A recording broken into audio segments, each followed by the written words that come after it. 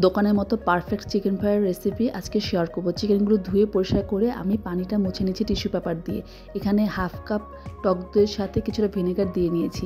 গোলমরিচের গুঁড়া নিয়ে নিয়েছি, কালো গোলমরিচের গুঁড়া নিয়েছি, আপনার চাইলে সাধারণ নিতে পারেন। আর দিয়েছি শুকনো মরিচের গুঁড়া 1 টেবিল চামচের মতো। পরিমাণটা আপনার মাংসের উপর ডিপেন্ড করে। জিরার গুঁড়া নিয়েছি ভাজা, সয়া সস দিয়ে নিয়েছি। টমেটো সস বা কেচাপ যেটাই আপনার কাছে থাকবে হাতে সেটাই দিতে পারেন আপনি। একটু পরিমাণে বেশি দিতে হয়। আমি 1/3 কাপের মতো দিয়েছি এখানে, যেহেতু কালার আসার জন্য। আর লবণটা আপনার স্বাদ অনুযায়ী দিবেন, কিন্তু সয়া সসে কিন্তু কিছুটা লবণ থাকে। টক দইটা ফেটে নিয়েছি, ফেটে দিয়ে দেবো এখানে। দিয়ে সবগুলো মশলা ভালোভাবে মিক্সড করব। মিক্স করার পর আমি এখানে কিছুটা আদা রসুনের পেস্ট দিচ্ছি।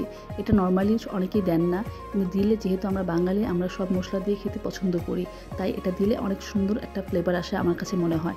এখন এক এক করে সবগুলো চিকেন দিয়ে দিব, দিয়ে ভালো করে মশলায় রেখে দেবো ম্যারিনেট করে। হাতে সময় কম থাকলে হাফ অ্যান আওয়ার রাখলে যথেষ্ট, আর যদি একটু সময় বেশি থাকে তাহলে অবশ্যই 2 ঘন্টার মতো রাখবেন।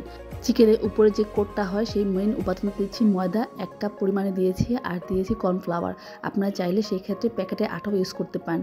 শুকনো মরিচের গুঁড়া নিয়ে নিয়েছি, কালো গোলমরিচের গুঁড়া দিয়ে মিশিয়ে নিচ্ছি। এটা একটা বাটিতে নিতে হবে। বাটিতে নিয়ে আমি চিকেনগুলো দিয়ে দিব, দিয়ে ঢাকনাটা লাগিয়ে একদম আমি 2-3 মিনিট এটাকে ভালো করে ঝাঁকিয়ে নেব।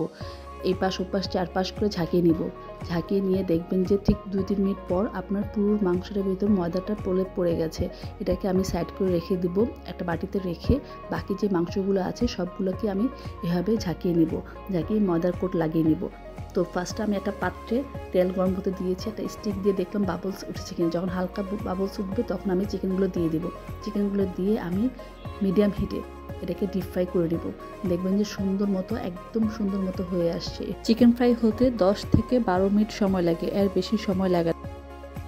অন্য আরেকভাবে করা যায়, আপনি যে প্রথমে ময়দা দিয়ে কোট করে নিয়েছেন সেখানে মশলাতে আবার দিয়ে নিয়ে ময়দার উপর আবার কোটিং করতে পারেন। সেক্ষেত্রে একটু ভারী কোটিং হয়। অনেকেই উপরে ক্রিস্পিটা বেশি পছন্দ করে, তাদের জন্য এই দ্বিতীয় পথায় ক্রিস্পিটা বেশি হয় এবং লেয়ারটা বেশি ভারী থাকে। আমার কাছে প্রেফার লাগে প্রথম স্টেপটাই। খুব সহজে তৈরি করা যায় এবং কোনো ঝামেলা আমার কাছে মনে হয় না।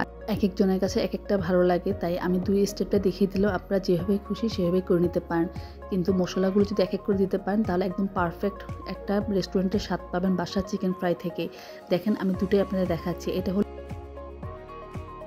প্রথম স্টেপে করা চিকেন ফ্রাইটা, আর এরপর এটা হলো দ্বিতীয় স্টেপে করা। 2 ভাবে ভাজা যে চিকেন ফ্রাইটা, দুইটা 2 রকমের টেস্ট হয়। একবার ট্রাই করে দেখতে পারেন। ধন্যবাদ সবাইকে। আল্লাহ হাফেজ।